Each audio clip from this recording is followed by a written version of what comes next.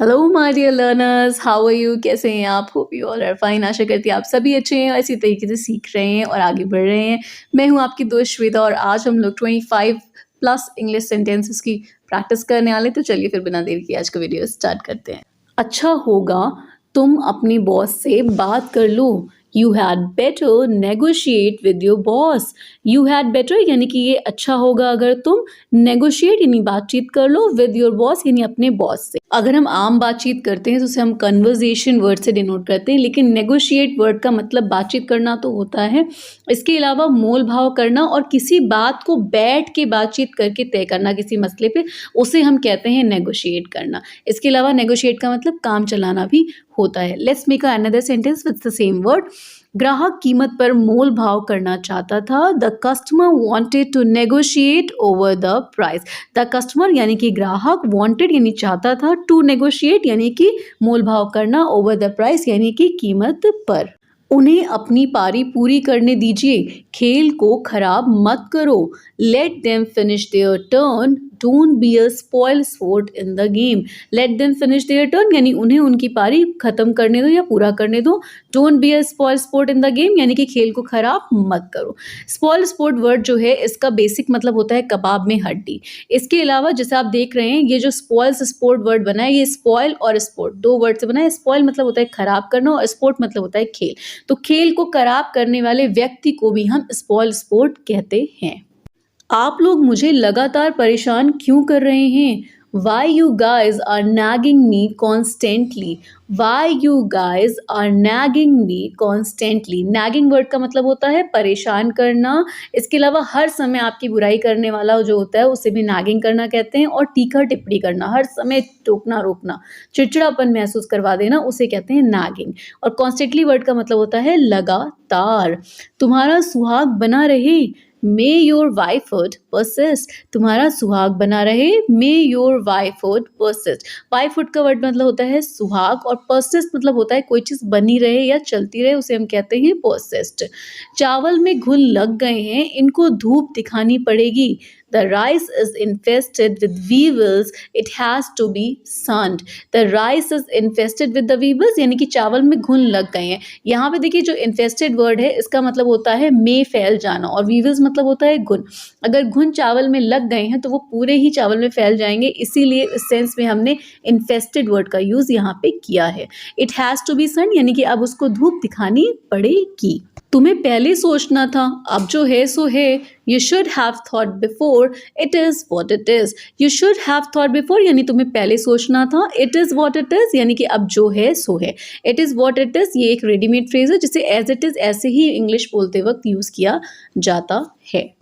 अच्छा होगा अगर वो मेरे आड़े ना आए, या अगर हमें कहना हो अच्छा हो वो मेरे रास्ते में ना आए तो हमें कहना होगा he had better not cross my way.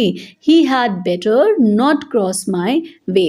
had better यानी कि अच्छा होगा या बेहतर हो। सेम सेंटेंस को आप इस तरह भी बोल सकते हैं he had better not come in my way. He had better not come in my way.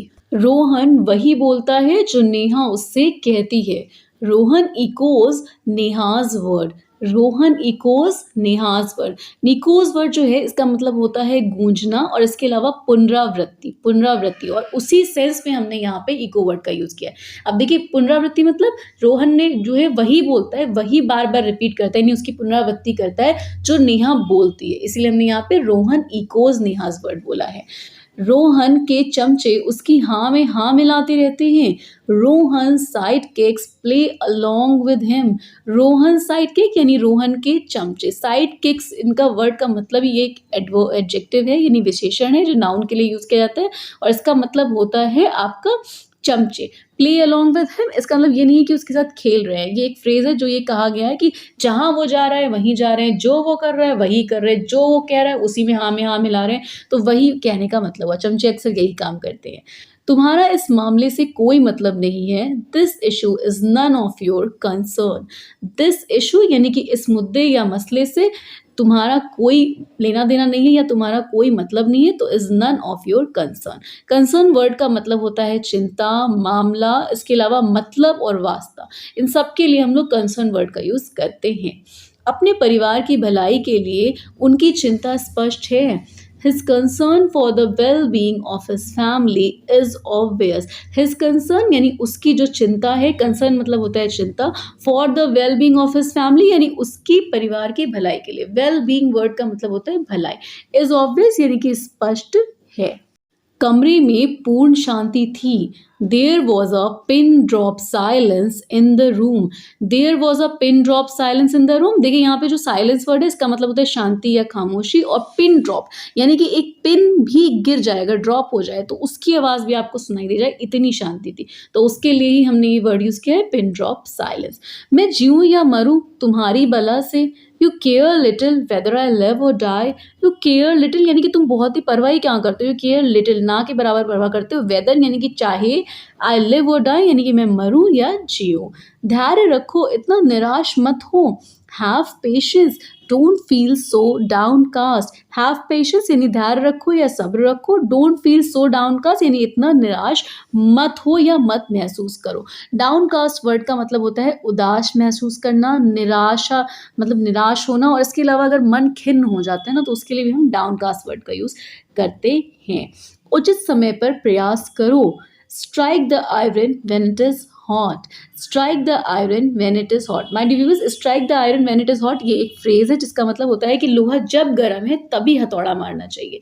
Strike the iron यानी लोहा तभी मारो हथौड़ा जब लोहा गर्म हो। लेकिन यही चीज़ आपकी जो हिंदी में कही गई कि भाई उचित समय हो यानी जब लोहा गर्म हो तभी मारो यानी कि तभी प्रयास करो, उसे हमने फ्रेज से यहाँ पे डिनोट किया। बहुत सी नदियों में बाढ़ आई हुई है। Many a river is in स्पेट। Many a river यानी कि बहुत सी नदियों में, इज इन स्पेट यानी उसमें बाढ़ आई हुई है। स्पेट वर्ड जो यहाँ पे दिया हुआ है इसका मतलब होता है नदी की बाढ़। इसके अलावा चढ़ाव, मूसलाधार बारिश, इन सब के लिए हम लोग स्पेट वर्ड का यूज़ करते हैं। इसके अलावा बाढ़ के लिए हम लोग फ्लड वर्ड का भी यूज़ करते हैं। वह सूख कर काटा हो गई है। वह सूख कर काटा हो गई है। She is reduced to a skeleton. She is reduced to a skeleton. इस बात को एज इट इज़ ऐसे ही बोलना है, लेकिन वैसे अगर देखा है तो रिड्यूस्ड मतलब होता है कम हो जाना या कम हो गया है, और स्केलेटन मतलब होता है बिल्कुल पतला, जब स्केलेटन मतलब हड्डी का ढांचा। इंग्लिश में कई बार जो हम बोल रहे होते हैं ऐसा नहीं होता है कि आप जब हिंदी में कुछ बोल रहे हैं तो उसे एज इट इज़ उसी का ही आप ट्रांसलेशन करके इंग्लिश में बोले। उनके लिए पर्टिकुलर रेडीमेड फ्रेजेस और आपके फ्रेजल वर्ब्स ये सब यूज़ होते हैं जिनका हम यूज़ करके से बेहतर इंग्लिश यानी एडवांस इंग्लिश को आजकल यूज़ करते हैं। यह तो केवल फिजूल का बहाना दिखाई देता है। This seems to be only a lame excuse. This seems यानी ये प्रतीत होता है या लगता है या जान पड़ता है, to be only a lame excuse यानी एक फिजूल सा बहाना। यहाँ पे सीम्स वर्ड का मतलब होता है प्रतीत होना या जान पड़ना या लगना, और लेम मतलब होता है फिजूल, झूठा। इसके अलावा लंगड़े लोग जो होते हैं ना उनको भी हम लोग लेम कहते हैं, वो एक एडजेक्टिव हो जाता है वहाँ पे। उसके दिमाग में कुछ खराबी है। There is some screw loose in his mind. उसके दिमाग में कुछ खराबी है। There is some screw loose in his mind. देखिए अब हम लोग कहते हैं ना कि इसका दिमाग थोड़ा सा ढीला है, कैसे कहते हैं ना, तो उसी के लिए मतलब उसके दिमाग में कोई खराबी है यानी कि इसका दिमाग जो इसका पेज ढीला है, ऐसे कहते हैं ना, उसी को इंग्लिश में जस्ट कह देते हैं हम लोग कि there is some screw loose in his mind. उसने परिवार की नाक कटवा दी। He has brought disgrace to the family.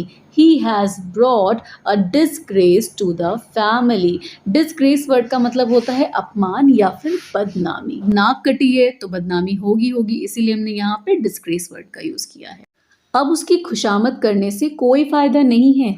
Now it is no use to persuade her.